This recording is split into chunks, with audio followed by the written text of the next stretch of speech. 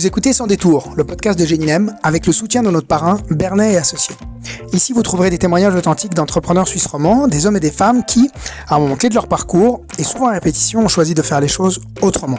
Ils et elles partagent, sans détour, leur expérience entrepreneuriale, leur vision du business et de la vie. Je m'appelle Cyril Deliaval, coach au sein de l'association Génilem, et exceptionnellement pour cet épisode sans mon camarade Laurent Bernet, nous vous proposons d'entrer avec nous, sans a priori, dans le monde fascinant des entrepreneurs.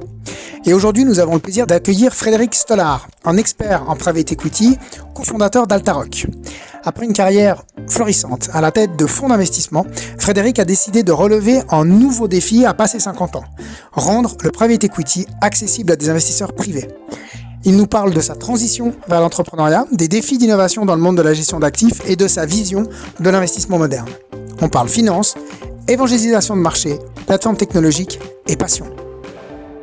Bonjour Frédéric. Bonjour Cyril. Merci d'être avec nous pour cet épisode. Est-ce que tu peux te présenter ? Oui, donc je m'appelle Frédéric Stollard, je suis français, j'ai 59 ans. En termes de parcours, parce que je sais que tu aimes bien interviewer des entrepreneurs, j'étais entrepreneur jusqu'à 4-5 ans. Moi, j'ai un parcours d'ingénieur à la base. J'ai fait mes études en France, à l'École centrale, qui est une bonne école d'ingénieur.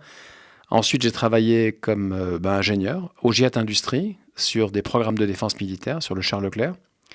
Ensuite, je suis parti aux États-Unis faire un MBA à la Wharton Business School, qui est une bonne université américaine de finance. Et puis, je ne savais pas ce que je voulais faire en sortant. J'ai rencontré pas mal de sociétés, et puis j'ai rencontré pas mal d'hommes ou de femmes qui m'ont plus ou moins embarqué. J'ai rencontré un entrepreneur du private equity qui démarrait, qui était au début du private equity en Europe, qui s'appelait Maurice Genio, qui avait fondé une grande firme de private equity qui s'appelait Apax, avec un Anglais et un Américain en sortant d'Harvard, et qui m'a convaincu de le rejoindre. Donc j'ai rejoint Apax, on est en 90 là. Et ça fait 35 ans depuis que je suis dans le private equity, donc j'ai travaillé pour 3 grands fonds. J'ai passé 4 ans chez Apax, qui est un des grands fonds européens de private equity. J'ai ensuite été recruté à Londres par un des plus grands fonds américains de private equity, qui s'appelle Warburg Pincus. J'ai passé 8 ans pour eux à Londres. Et puis, en janvier 2001, j'ai été approché par 2 familles industrielles. Une famille belge qui s'appelle Albert Frère, une famille très fortunée, et une famille québécoise qui s'appelle la famille Paul Desmarais. Et ces 2 familles, elles avaient envie de créer un fonds de private equity de nouvelle génération, on est en janvier 2001 là, qui aiderait des ETI, des sociétés de taille moyenne, francophones, donc françaises, belges ou suisses, à changer de braquet. Et l'idée, c'était qu'on rachète ces sociétés, qu'on leur apporte des capitaux, mais surtout qu'on leur apporte l'expertise, ça va te parler avec Génilem, qu'on leur apporte l'expertise et la valeur ajoutée des réseaux de grandes familles industrielles pour aider des ETI francophones à changer de dimension. Donc, quand tu dis ETI, c'est entreprise de taille intermédiaire. Oui, des sociétés qui valaient entre 100 et 500 millions d'euros, qu'on allait racheter de façon majoritaire avec nos fonds. L'idée, c'était de lever des capitaux auprès de 25 familles, chacune de ces familles étant champion du monde dans sa catégorie. Donc, si tu veux, on a la famille Peugeot dans l'auto, la famille Dassault dans l'aéro, la famille Arnaud dans le luxe, la famille Mullier dans la distribution, la famille Mérieux dans la santé. J'ai levé un premier fonds, c'était un first time fund. On est en janvier 2001, de 600 millions d'euros, qui est, alors aujourd'hui un fonds de 600 millions d'euros, ça paraît pas énorme, mais 600 millions d'euros il y a 25 ans, c'était colossal. Donc un first time fund de 600 millions. Donc la famille Frère et la famille Desmarais ont à peu près mis 70 millions chacune. Et donc, on a levé, on va dire, 450-460 millions d'argent complémentaires avec 25 familles. Et l'ambition de ce fonds de private equity, c'était vraiment très novateur à l'époque, apporter plus que du capital pour aider des entreprises leaders régionaux à devenir leaders nationaux, peut-être un jour leaders européens et enfin leaders mondiaux si la taille des marchés le permettait. Donc, j'ai fait ça pendant 20 ans. J'ai recruté une petite équipe de 50 personnes. J'ai levé 3 fonds successifs, donc un premier fonds de 600 millions en 2001. Un deuxième fonds d'1 milliard en 2006 et un troisième fonds d'1 milliard en 2013. Nous avons racheté 38 sociétés. En fait, on parle de plateformes. Et autour de ces plateformes, on a fait des acquisitions importantes pour en faire des champions, comme je l'ai dit tout à l'heure. Donc, j'ai fait ça pendant 20 ans. J'ai investi 2,6 milliards en fonds propres. Alors, comme on faisait des opérations avec un peu d'effet de levier, on va dire qu'on a mis 4 milliards, un peu plus de 4 milliards. Donc, on a acheté pour 7 milliards de valeur d'entreprise en 20 ans. Alors, dans ce métier du private equity, on est jugé par sa performance. Alors, on est jugé aussi par le sens qu'on donne à tout ce qu'on fait, bien sûr, mais on est jugé par sa performance, donc c'est un peu comme un sport. Donc le rendement interne des fonds qu'on a déployés pour ces familles, il était de 22% net de frais par an, tous les ans en moyenne pendant 20 ans. Donc ça, c'est quand même un très bon niveau de jeu. Par comparaison, la bourse, 7% par an, 3 fois mieux que la bourse. Alors attention, je voudrais être très honnête ici, la bourse a un grand avantage, elle est liquide, tu peux rentrer, tu peux sortir à tout moment. Le private equity, il y a des périodes d'engagement de 5-7 ans, donc tu as une vraie illiquidité qui est liée au fait que tu accompagnes des entreprises du monde réel et qu'il faut le temps des business plans pour réaliser les plus-values. Donc voilà, j'ai fait ça pendant... Et on a livré à peu près, sur chacun des fonds, 2,3 fois la mise nette, investisseur, net de tout. Donc 22% net, 2,3 fois la mise, j'ai fait ça pendant 20 ans sur 2,6 milliards. les premières familles que vous embarquez, moi j'ai 2 questions. La première, est-ce qu'elles savaient un tout petit peu ce que c'était? Et puis la deuxième, est-ce qu'elles étaient un petit peu en concurrence les unes avec les autres? Parce que tous ces capitaines d'industrie, j'imagine qu'il y a quand même un tout petit peu de... C'est même pas au-delà de l'ego, mais c'est que chaque industrie, elle a un peu son champion, donc ça risque peut-être de faire des concurrents. Alors, ces familles étaient très sophistiquées. Donc là, on parle de familles qui connaissaient intimement le private equity, qui en faisaient par ailleurs, mais qui aimaient le projet que les deux familles, frères et Desmarais, avaient en tête. Donc on leur a vendu vraiment un projet industriel, d'aider des ETI francophones à devenir championnes.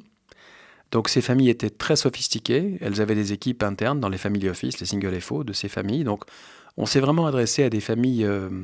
alors on parlera peut-être après de ma vie d'après, qui est la retailisation du private equity, mais dans cette vie-là, on est sur des familles ultra sophistiquées, qui ont à l'époque 2 envies, faire de très bons retours sur investissement, parce que ça commence quand même par là, et puis aussi, si tu veux, de donner un sens à ce qu'elles faisaient. C'est-à-dire, je suis la famille Dassault, je suis la famille Peugeot, je suis la famille Mérieux, je suis la famille Mullier, j'ai envie d'aider ces ETI, j'ai envie d'apporter de la valeur ajoutée industrielle à ces ETI pour donner du sens à ce que je fais, que mon capital ait du sens, qu'il aide à créer de l'emploi, à créer des champions, à digitaliser, à internationaliser, ou en tout cas à aider Sagard, parce que Sagard c'était le nom des fonds que j'ai créés, qu'il aide les sociétés du groupe Sagard à se développer. Voilà, donc j'ai fait ça pendant 20 ans.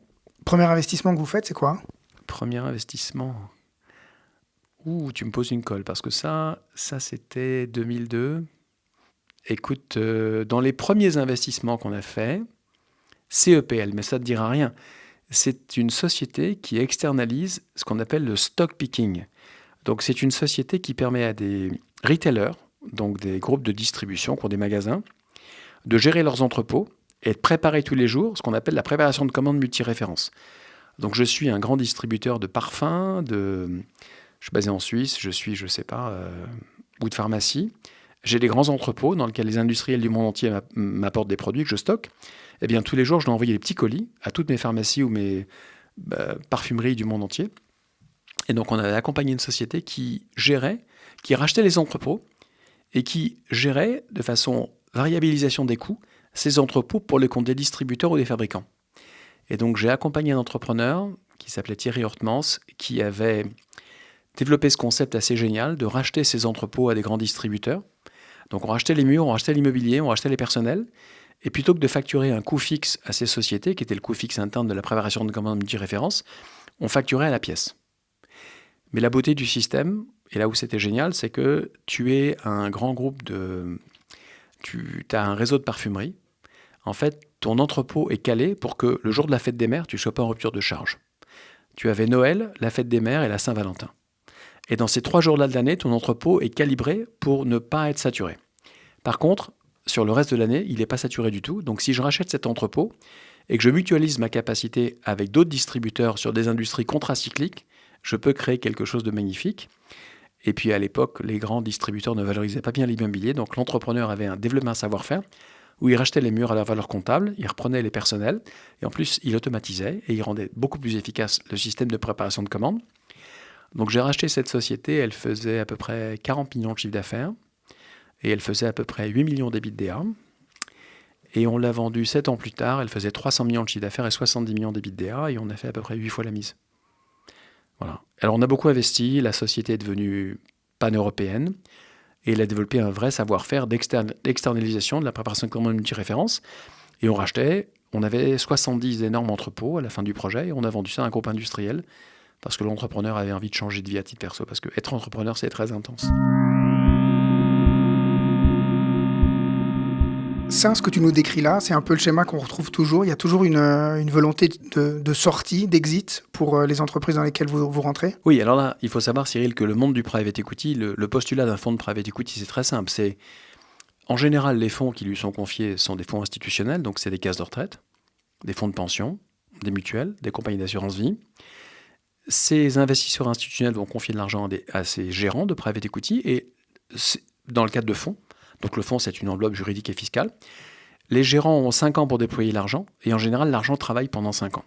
Donc si tu veux, le fonds de private equity, il est là pour un séjour intérimaire de 5 ans aux côtés des entrepreneurs ou des entrepreneuses. Et au bout de 5 ans, après qu'il ait investi, il doit vendre. Donc il faudra trouver un jour un nouveau locataire ou un nouveau copropriétaire qui va remplacer le fonds. Donc de toute façon, un fonds de private equity, par construction, un jour, il doit sortir. Voilà, donc certains sont plus courts que d'autres, certains restent 3 ans, certains restent 5 ans, certains restent 7 ans. Mais la vocation d'un fonds, c'est de faire 2 à 3 fois la mise sur 5 à 7 ans de durée d'investissement. Et donc ça, j'imagine que c'est un des critères que vous regardez quand vous investissez. Avant d'investir, c'est de se poser la question de la stratégie pour sortir. Alors, si tu veux, donc j'ai fait ça pendant 20 ans. J'étais le CEO de ce fonds pendant 20 ans. Et là, notre métier, c'est d'identifier des secteurs porteurs de l'économie. Au sein de ces secteurs, de trouver les champions, d'aller voir ces champions en direct, de les convaincre de se rapprocher de nous, idéalement avant que les sociétés soient mises en vente, d'identifier les sociétés qui seront un jour mises en vente, de convaincre leur manager de s'associer avec nous, fonds de private equity, de bien comprendre leur industrie, de les décortiquer, de bien comprendre leur business plan et de les co-construire avec eux, d'essayer de visualiser comment on pourra les aider demain pour aller croître plus vite. Et souviens-toi, je t'ai parlé de tous les réseaux d'affaires que les familles peuvent nous apporter. Donc ça, c'est ce qu'on va co-construire dans ce business plan. Et puis le jour où on a fait l'investissement, c'est de les aider de façon opérationnelle. On est au conseil d'administration, on est très engagé. De faire venir des experts sectoriels qui, dans certaines zones de pertinence, font aider ces entrepreneurs ou leurs équipes de management à aller plus vite. Idéalement, faire venir des membres du conseil d'administration qui viennent de l'écosystème des familles qui nous finançaient. Donc on a fait ça pendant 20 ans avec un certain succès. Et puis un jour, lorsqu'il faut vendre, organiser la transition. Vendre, alors à qui? Tu peux sortir en bourse, si la société est assez grosse. C'est rare parce que nous, on accompagnait des sociétés qui valaient entre 100 et 500 millions. Si on avait bien réussi notre opération, à la sortie, elle valait entre 300 et 1 milliard ou 300 et 1,5 milliard. C'est encore petit pour aller en bourse, honnêtement.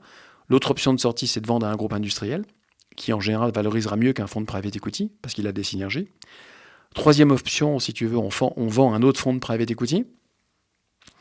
Quatrième option, on vend à l'équipe de management elle-même qui va s'endetter pour acheter la cible. Et puis cinquième option, on vend à un groupe familial. Voilà, donc si tu veux, ça, c'est notre routine. Et donc, notre métier, le métier d'un fonds de private equity, c'est d'identifier les bons secteurs, d'identifier les champions, de les diligenter de l'intérieur, commercialement, industriellement, socialement, technologiquement, financièrement, fiscalement, tout ce que tu veux. Et puis un jour, après l'acquisition, de les accompagner et d'être le sparring partner de l'équipe de management parce que les gens ne se rendent pas compte, mais un entrepreneur ou une entrepreneuse à la tête d'une ETI, il est souvent seul. Et même s'il est fondateur, il est seul. Et donc, il a besoin d'un sparring. Et donc, un bon fonds de private equity, il apporte beaucoup plus que du capital. Il connaît la cible intimement. Il connaît le business plan intimement. Il connaît les KPI, les indicateurs de performance intimement. S'il est très bon, il a benchmarké la société par rapport aux meilleurs acteurs mondiaux du secteur. Et s'il est très très fort, il est même capable d'apporter une expertise opérationnelle. Et là, le monde du private equity est en train de changer aujourd'hui. C'était un monde d'ingénieurs financiers, si tu veux. Et c'est un monde qui est en train de se verticaliser. Les fonds se spécialisent par secteur. Et au sein de ces secteurs, les fonds sont même capables d'apporter de l'expertise industrielle. Donc, ils vont vraiment permettre aux sociétés opérationnellement d'aller plus vite, plus loin. Parce que le monde du private equity devient hyper compétitif. Et si tu n'es pas capable d'apporter une vraie valeur ajoutée aux cibles que tu as accompagnées, tu n'arriveras pas à aller chercher de la surperformance. Donc, ce monde, il a beaucoup changé. Donc, ça fait 35 ans que je suis dedans. Donc, j'ai fait ça. J'étais le patron du fonds Sagard pendant 20 ans. Donc, on a acheté des sociétés dans toute l'Europe. On a fait beaucoup d'acquisitions autour des cibles qu'on avait elles-mêmes acquises. Donc, on a acheté pour 7 milliards de valeur d'entreprise. Ça, c'est nos cibles. Et autour de ces cibles, on a acheté pour une dizaine de milliards de valeur d'entreprise d'acquisition. Donc, on a vraiment essayé de créer des champions. Et on y est pas mal parvenu. Je t'ai dit tout à l'heure, 22% de rendement net par an pendant 20 ans, c'est pas mal. Et puis après, c'était il y a 4 ans. On va dire après une histoire corporate à peu près réussie. J'ai travaillé pour ces familles pendant 20 ans. J'ai plutôt fait un bon job. Elles étaient très contentes. J'avais 54 ans à l'époque et je me suis dit, donc on avait une société de gestion qui gérait nos capitaux et j'étais pas actionnaire. Donc j'étais bien payé, j'avais un très bon salaire, un très bon variable.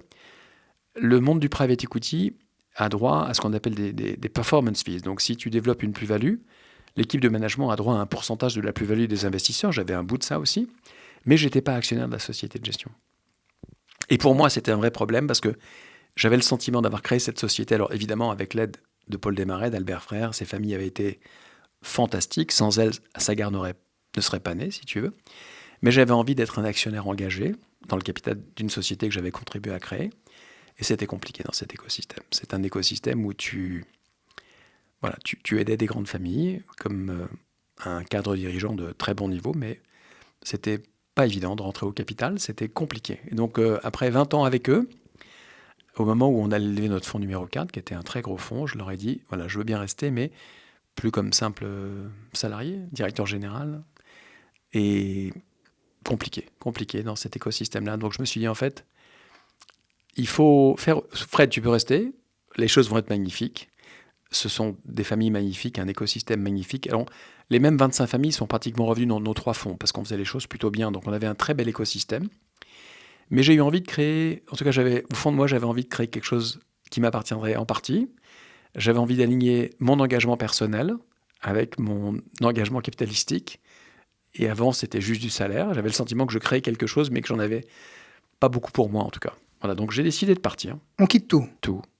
Situation confortable. Avant, très confortable. Très confortable à plein d'égards. Et je vais te dire, mon plus grand adversaire dans ce projet, c'était ma femme, je dis la vérité, qui avait très peur. Parce qu'elle me savait très engagé, je travaillais énormément, je suis plutôt engagé dans ce que je fais, donc j'étais 15 ou 20 heures par jour, tous les jours pour créer Sagard, qui est quand même un des meilleurs fonds français mid-market. Je suis parti de zéro il y a 25 ans. Et elle avait très peur qu'il y ait un grand vide abyssal, donc elle n'était pas du tout d'accord pour que je parte. Et moi, j'avais le sentiment que, voilà, s'il y a un moment, je pense que j'ai trop attendu d'ailleurs, mais s'il y avait un moment pour le faire, c'était à ce moment-là. C'est la première fois que tu avais envie de partir ou pendant ces plus de 20 ans, il y a eu d'autres moments où tu te dis non, mais quand même. C'est la première fois. J'ai jamais eu envie de partir. J'ai adoré ces familles. J'ai adoré ce que j'ai fait. J'ai adoré tous les entrepreneurs que j'ai accompagnés. J'ai adoré les 50 personnes que j'ai recrutées. Et comme je suis quelqu'un de très engagé, j'ai adoré tout ce que j'ai fait. J'ai pas dit que tout était facile, parce qu'on a eu des moments difficiles. On a eu des crises économiques majeures. Je te rappelle 2001, je te rappelle 2008.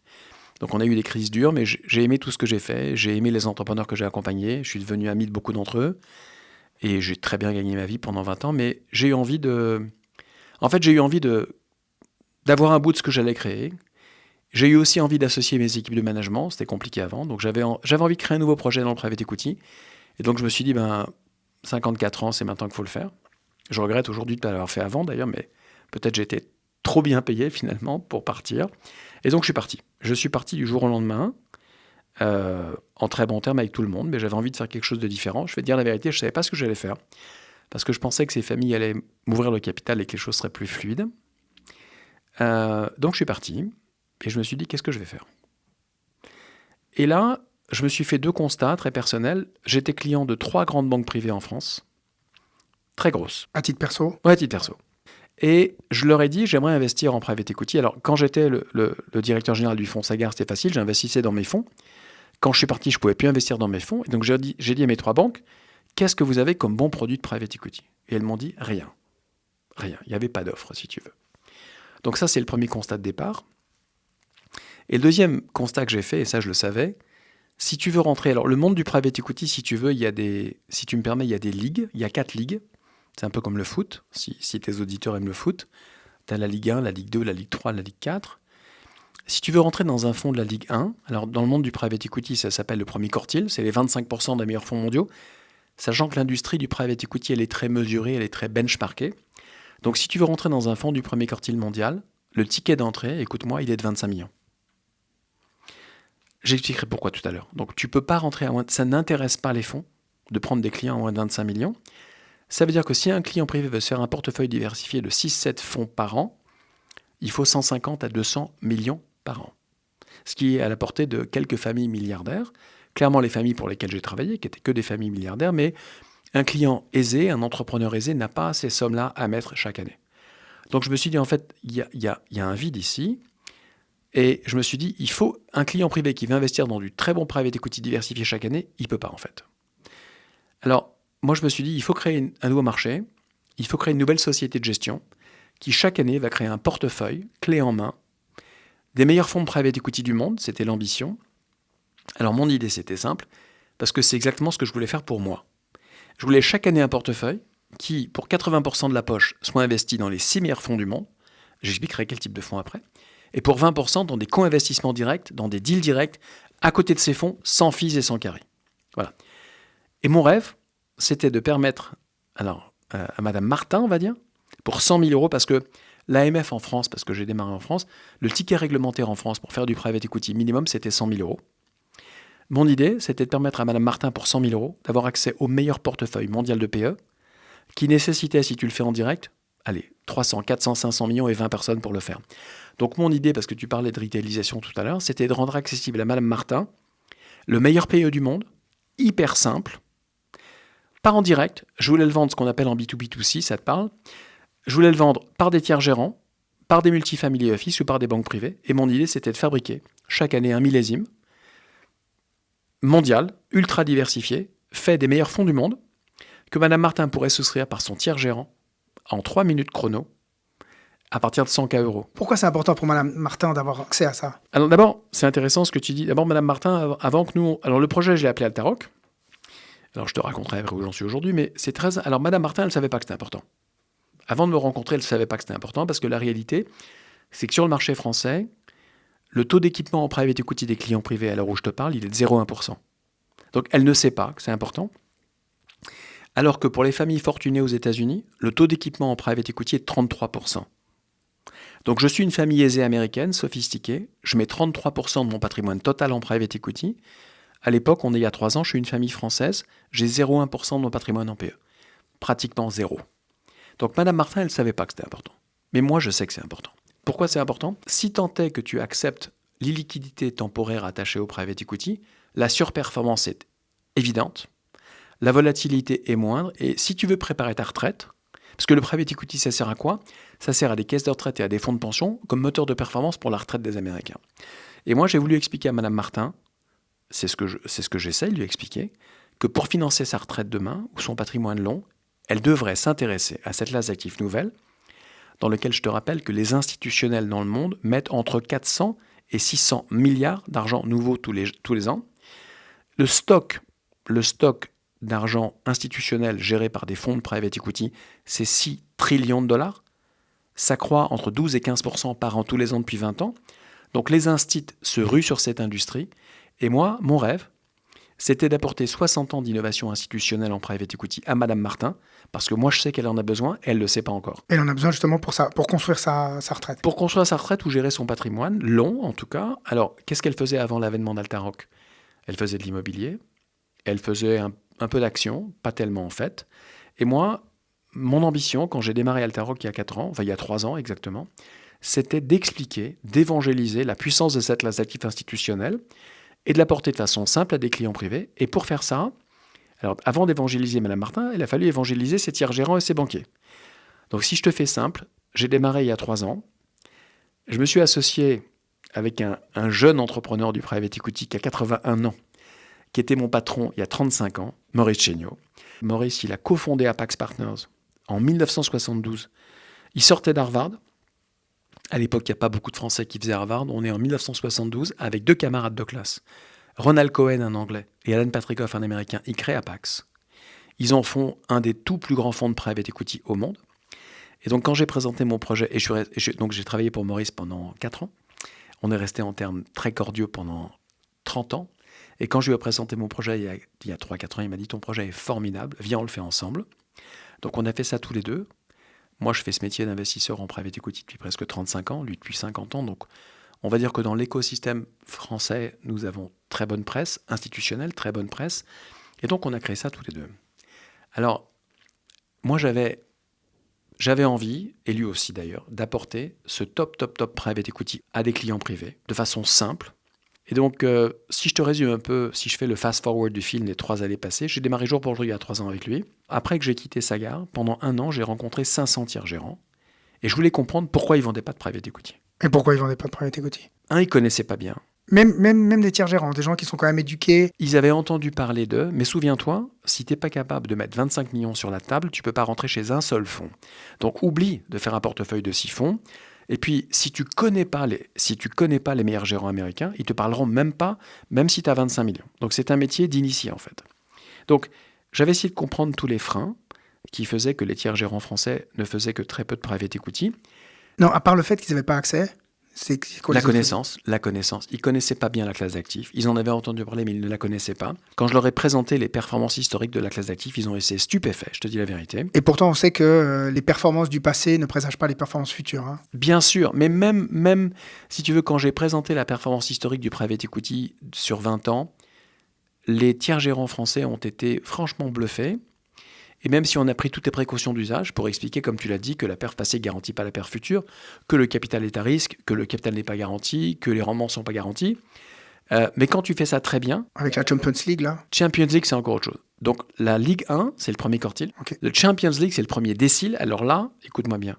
Le premier décile du private equity mondial, sur les 20 ans passés, a livré entre 25 et 30% net par an, tous les ans. Tous les ans. Donc, j'ai présenté l'industrie. J'ai rencontré 500 tiers gérants pendant 1 an. J'ai fait que ça tous les jours. Il n'y avait pas que le manque de connaissances aussi qui les a freinés, si tu veux, Cyril. Il y avait aussi, ça va te paraître fou, mais le private equity est un produit d'institutionnel dans lequel la tuyauterie de souscription est compliquée. C'est un produit d'instit. Donc, écoute-moi, tu veux souscrire dans un très grand fonds mondial, ça prend 5 mois. Parce que quand tu es un grand instit et que tu as décidé d'investir dans un fonds, que ça prenne 1 mois ou 5 mois, c'est pas grave. De toute façon, tu as décidé de le faire. Bon. Mais le client privé d'un tiers gérant, quand le tiers gérant l'a convaincu d'investir dans du private equity, il faut que son client puisse souscrire en 3 minutes, comme sur Amazon. Ouh là là, ces tuyaux-là n'existaient pas. Donc, je me suis dit, un des grands freins, c'est la lourdeur du middle et du back-office.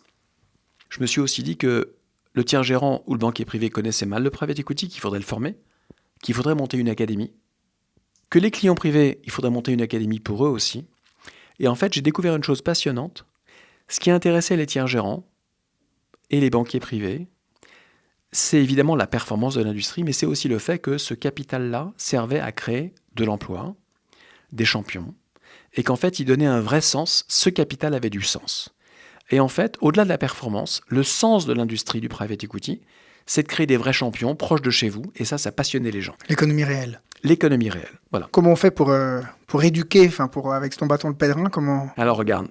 Déjà, j'ai passé 9 mois à bâtir une plateforme technologique, from scratch, qui permettrait à un banquier privé, un multifamily office ou un tiers gérant de faire souscrire son client en 3 minutes, tout en étant conforme, parce que c'est un métier quand même assez réglementé. Hein. Donc on a bâti une plateforme technologique très ambitieuse, totalement digitale, nativement digitale, dans un métier du private equity qui est très physique, hein, très à l'ancienne quand même. Donc les fonds de private equity aiment bien accompagner des boîtes digitales, mais eux-mêmes, dans leur propre middle back, ils ne sont pas encore tellement. Donc on a créé un écosystème révolutionnaire, à tous égards. On a créé beaucoup de contenu sur les fonds de private equity parce que tu te souviens que du sens. Donc moi, j'avais la conviction qu'il fallait permettre aux clients privés, aux tiers gérants, aux banquiers, de comprendre vraiment ce qu'était un fonds de PE, comment ça marchait un fonds de PE. Donc on a créé le premier écosystème digital au monde qui allait permettre à Madame Martin de souscrire chez son tiers gérant en 3 minutes tout en comprenant ce qu'elle fait. Ça n'existe pas aux États-Unis, par exemple? Non. Si, tu peux investir dans du private equity si tu t'appelles Madame Smith, que tu as 200 millions de dollars de patrimoine, que tu es cliente chez JP Morgan, tu peux investir. Mais si tu as 2 millions de patrimoine et que tu t'appelles Madame Smith, personne ne s'occupe de toi aux US, c'est pas intéressant. On a créé cet écosystème technologique, on a mis à peu près 9 mois pour le bâtir, et je suis parti sur la route lever mes premiers fonds fin 21. Voilà. Si je fais le film, on est 3 ans plus tard, j'ai collecté 1,2 milliard. Pas mal. Pas mal. 8000 clients privés, 200 distributeurs. J'ai recruté 70 personnes. Nous avons ouvert dans 6 pays. Au cours de la dernière année, on a ouvert en Suisse. On a ouvert en Belgique, au Luxembourg, en Hollande, au UK et en Italie. Avec toujours cette ambition d'apporter, alors là, elle ne s'appelle pas Madame Smith ou Madame Martin, mais bon, c'est pas grave, de lui apporter le meilleur private equity mondial, clé en main, hyper simple. Voilà, donc on est 70 personnes. On a ouvert à Genève avec 2 personnes formidables, Julie et Antoine, qui nous accompagnent et qui passent leur temps à expliquer ce qu'est le private equity. Parce que toi et moi, on en entend parler régulièrement, mais c'est encore un concept assez novateur. Et donc, voilà, on est 1,2 milliard plus tard de collecte. On est 8 à 10 000 clients privés plus tard, 200 distributeurs plus tard. Je suis assez fier d'une chose, alors, j'ai embarqué avec moi 70 personnes qui sont habitées par ce qu'on fait. On est habité par ce qu'on fait. On est totalement passionné par ce qu'on fait. Maurice et moi, on est 2 jeunes entrepreneurs du private equity. Il fait ça depuis 50 ans, moi depuis 35 ans. On s'appelle 10 fois par jour. On pense qu'à ça toute la journée. On va investir dans les meilleurs fonds du monde. J'ai oublié quand même un point très important. En fait, il y a un principe de base dans le private equity, une partie de la performance vient du fait que tout le monde est aligné en termes d'intérêt, si tu veux, Cyril. Et donc, Maurice et moi, on est de gros investisseurs dans nos propres fonds. Chaque année, lui et moi, à nous deux, on met 33 millions par fonds. Donc, c'est-à-dire que depuis 3 ans, on a mis 100 millions, 99 millions. Donc, on est très alignés. Nous sommes les premiers clients de nos fonds. Donc, ça, c'est très important parce que quand on voit un banquier privé ou un tiers gérant, il sait que nous sommes les premiers convaincus des produits qu'on distribue. Donc, on a créé une petite équipe de 70 personnes, totalement passionnées, habitées. On a eu, ça me fait très plaisir, tous les prix imaginables depuis 3 ans en France. On a été élu Société de gestion de l'année, en face de géants absolus. On a franchement disrupté une industrie, parce que ce private equity chez les clients privés, en tout cas de qualité instit, avant nous, il existait de façon, je dirais, anecdotique. On a créé un nouveau marché, on a ouvert une voie, et on passe notre temps à expliquer ce qu'on fait. Voilà, en 2 mots. Et visiblement à vendre un peu, quand même. Je vais te raconter un truc. En fait, si les fonds chez lesquels on investit, ça va te paraître fou. Les plus grands institutionnels du monde se battent pour entrer dans nos fonds. Ils se battent même presque physiquement pour entrer dans nos fonds parce que chez un très grand gérant, c'est comme chez des grands vignobles, il y a très peu de place. L'allocation est un enjeu majeur. Bon. On crée des portefeuilles que les plus grands instituts rêveraient d'avoir. Et quand je le présente à Mme Martin, elle ne se bat pas pour souscrire. Pourquoi ? Parce qu'elle ne sait pas ce que c'est. Et son banquier privé, il découvre ce que c'est. Donc en fait, mon grand enjeu, c'est d'éduquer et d'expliquer ce qu'est cette classe d'actifs, ses enjeux, ses vertus, ses risques aussi. Et donc, je passe ma vie, je fais 300 events par an, pas tellement pour vendre Altaroc, pour expliquer ce qu'est le private equity. Et notre enjeu à nous, c'est d'expliquer la classe d'actifs parce que j'ai une conviction, si j'explique le private equity, si j'explique comment les plus grands gérants du monde travaillent, ultimement, les gens souscriront. Mais c'est presque un side effect, ça viendra naturellement, si tu veux. Donc l'enjeu, c'est d'éduquer. On a monté une académie pour les banquiers privés. On fait 300 formations par an. Et je peux te dire, à chaque formation, on a entre 50 et 100 banquiers privés qui viennent. C'est totalement gratuit. On fait à peu près 400 à 500 events pour leurs clients, où on explique à leurs clients comment on travaille. On fait à peu près 300 formations aussi pour le middle et back office des banques privées, et des multi et family office et des tiers gérants. Donc, on est parti, si tu veux, peut-être en croisade pour évangéliser le private equity et l'expliquer à tout l'écosystème, clients finaux, middle, back, front, de la distribution. On a démarré par la France il y a 3 ans. On est arrivé en Suisse il y a un peu moins d'1 an. Julie et Antoine ont déjà signé quelques tiers gérants ambitieux qui ont adoré notre histoire, qui ont vu notre passion aussi, notre engagement. Voilà, et puis on ouvre dans les nouveaux pays.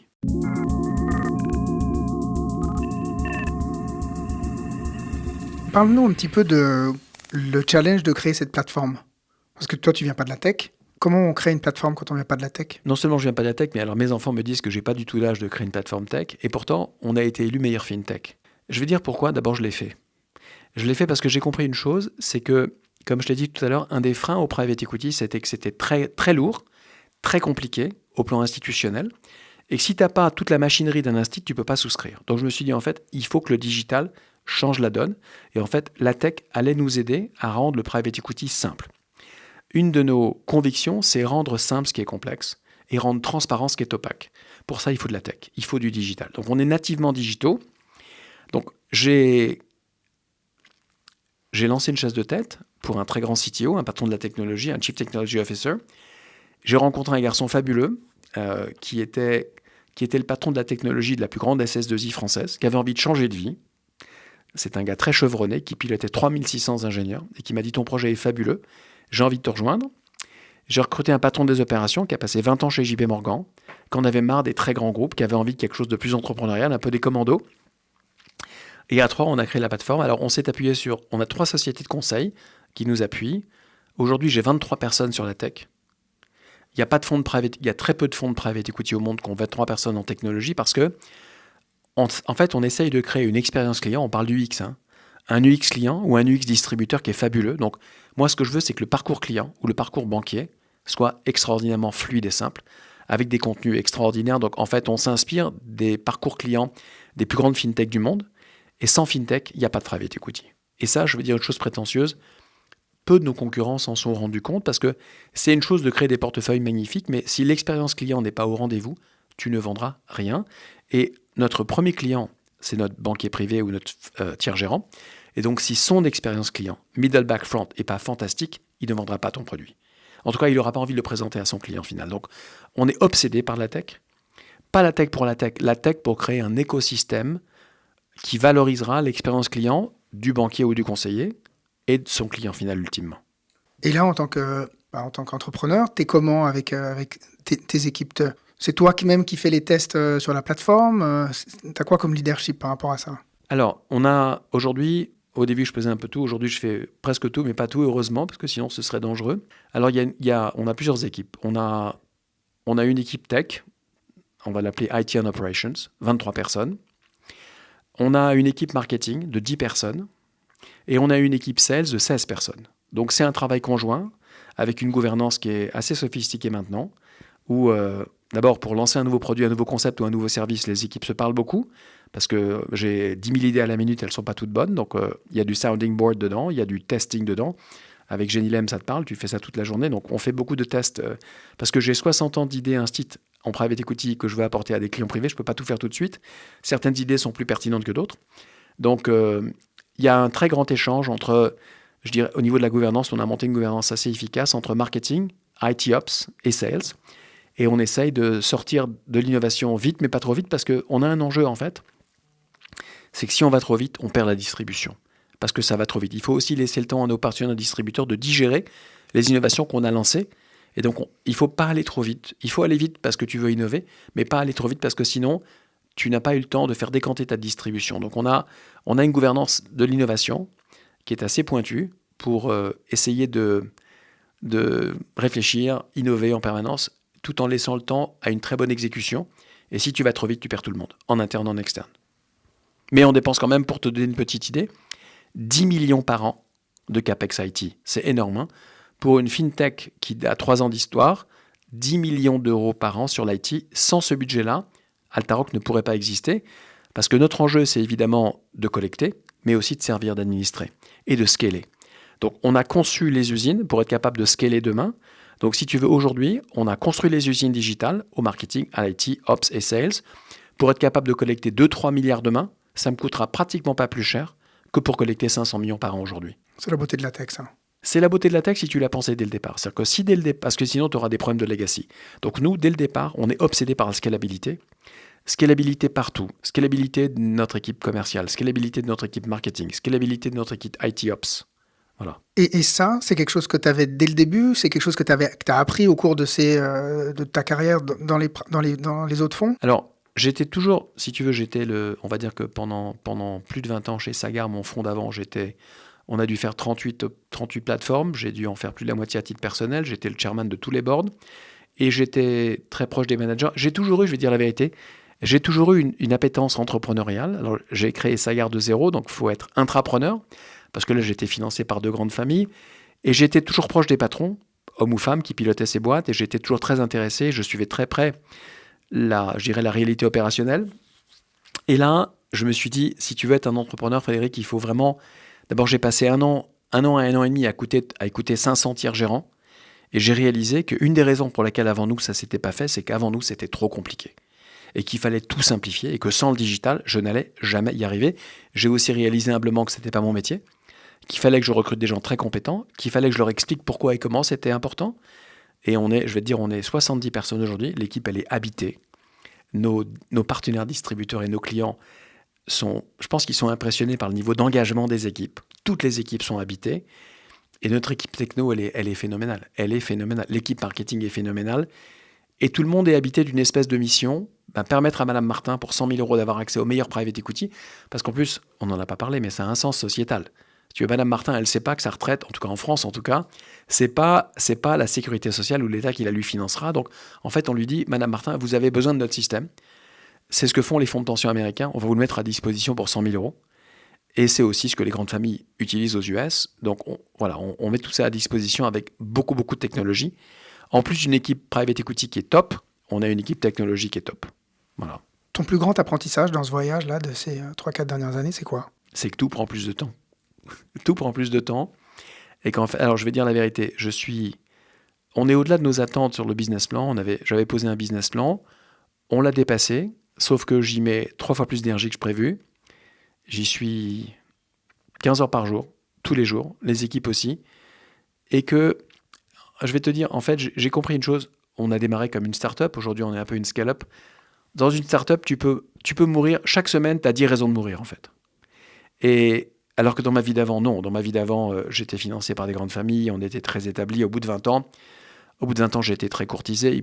Alors, évidemment, tu es toujours aussi bon que ton dernier fonds en private equity, mais on avait beaucoup d'inertie quand même dans le système. Là, tout est dur. C'est dur tous les jours. Et les concurrents ne sont pas toujours bienveillants. L'écosystème réglementaire n'est pas toujours facile, il est même très difficile. Donc, tu peux mourir 10 fois par semaine, aucun problème. Et si tu n'es pas habité par ce que tu fais, eh ben, les startups, c'est facile de disparaître en fait. Donc, voilà, l'engagement est fondamental dans ce qu'on fait. Évidemment, la compétence, c'est sûr, mais ça, la compétence, on l'a. Mais l'engagement, l'esprit d'équipe. J'avais, si tu veux, dans ma vie d'avant, c'est prétentieux ce que je vais dire, mais je pense que chez Sagard, j'avais les gens les plus, je ne sais pas si c'est les plus intelligents, mais des gens très, très, très, très, très intelligents, avec des parcours académiques spectaculaires. Mais il n'y avait pas un grand esprit d'équipe. Chaque personne était un peu une star dans son silo.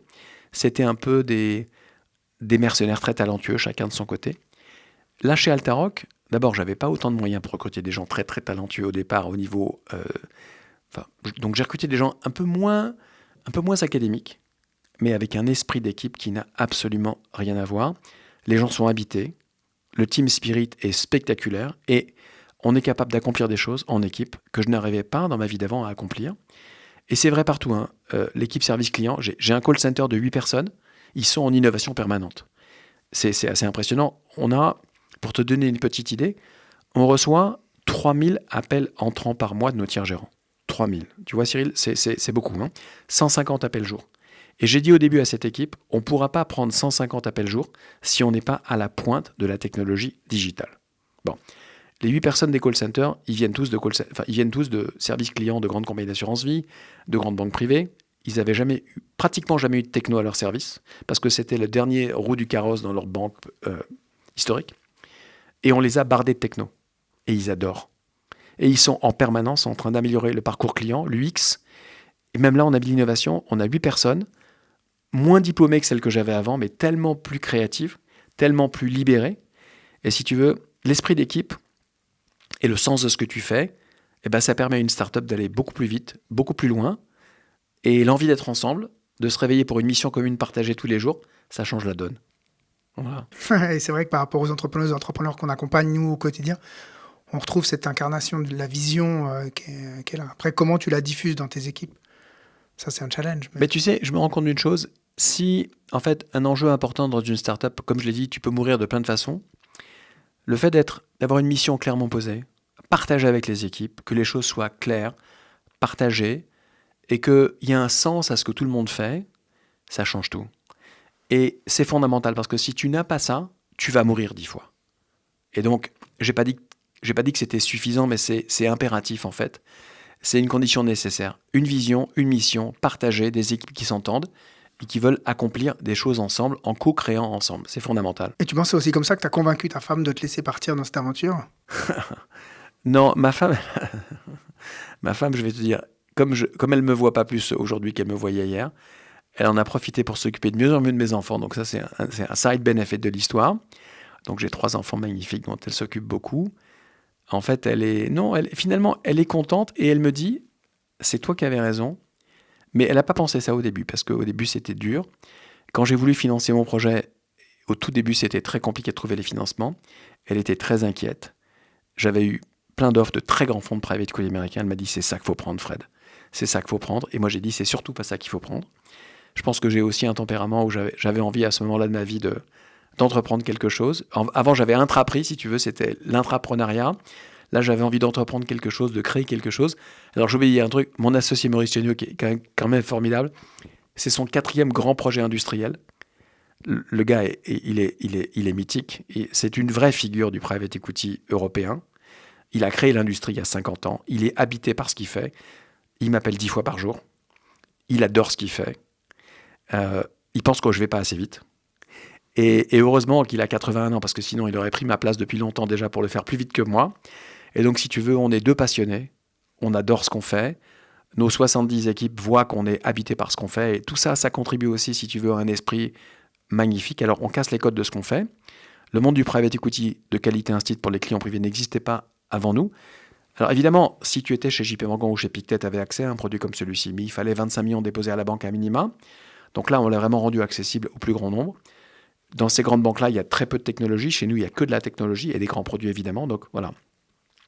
On a disrupté un monde. On a rendu accessible ce qui était réservé. On a rendu transparent ce qui était secret. On a donné envie d'investir.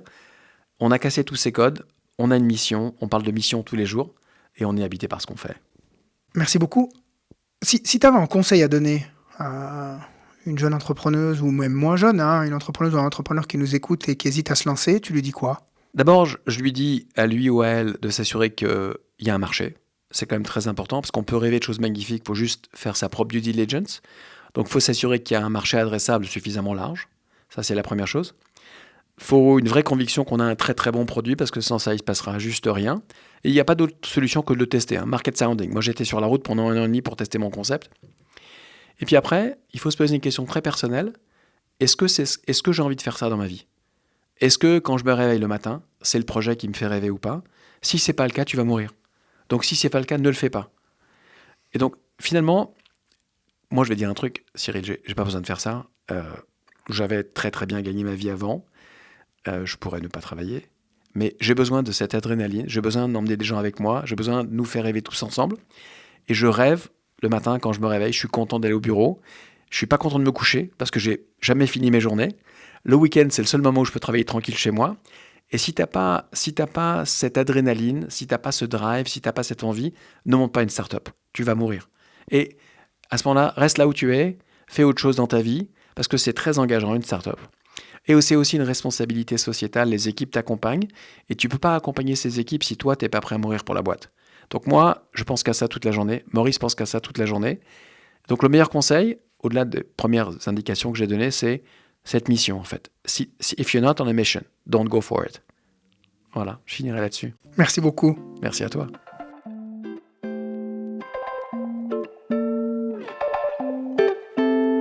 Nous voilà au terme de cette rencontre avec Frédéric Stollard, qui nous a partagé son parcours fascinant dans l'univers du private equity et son passage vers la création d'Altaroc. J'ai trouvé particulièrement intéressant de découvrir comment, malgré son immense expérience, Frédéric a pris le temps de rencontrer ses futurs clients avant de construire quoi que ce soit. C'est en allant à la rencontre de plus de 500 gestionnaires pour comprendre pourquoi ils ne vendaient pas de private equity. C'est donc en les écoutant qu'il a compris. Et c'est en les écoutant qu'il a pu construire son offre pour ses gérants et ainsi faciliter l'accès à ce marché pour des investisseurs comme Madame Martin. Frédéric insiste également sur l'importance d'avoir plus qu'une passion, une véritable mission lorsqu'on entreprend. Et il le dit clairement, « If you are not on a mission, don't go for it, sinon tu vas mourir ». Et selon lui, entreprendre exige un engagement total, une sorte de feu sacré qui doit animer chaque entrepreneuse et chaque entrepreneur. Et c'est ce feu sacré qui lui permet à lui non seulement de rester motivé face aux défis quotidiens qu'il rencontre, mais aussi de recruter des équipes passionnées et engagées, prêtes à aller dans la même direction. Et enfin, Frédéric rappelle que l'entrepreneuriat, c'est pas juste vendre son produit, c'est avant tout évangéliser son marché, surtout quand on innove et que quelque part on crée un nouveau marché. Et donc expliquer et éduquer sont des éléments clés pour convaincre durablement, plus encore que la vente elle-même. Et ça, j'insiste surtout quand on innove. Et cette approche, donc basée sur la pédagogie, c'est ce qui permet de construire des relations solides et de préparer le terrain pour un succès à long terme. Et avant de conclure cet épisode, si vous l'avez aimé, ce qui devrait être le cas vu que vous êtes encore en train de l'écouter, n'hésitez pas à le partager avec 3 de vos amis qui pourraient être intéressés. Le but est de faire grandir notre communauté afin de continuer d'inviter et de recevoir des invités passionnant. Et si vous voulez rester informé de l'entrepreneuriat dans les cantons de Genève et Vaud, abonnez-vous à la newsletter mensuelle de Geninem via notre site internet geninem.ch.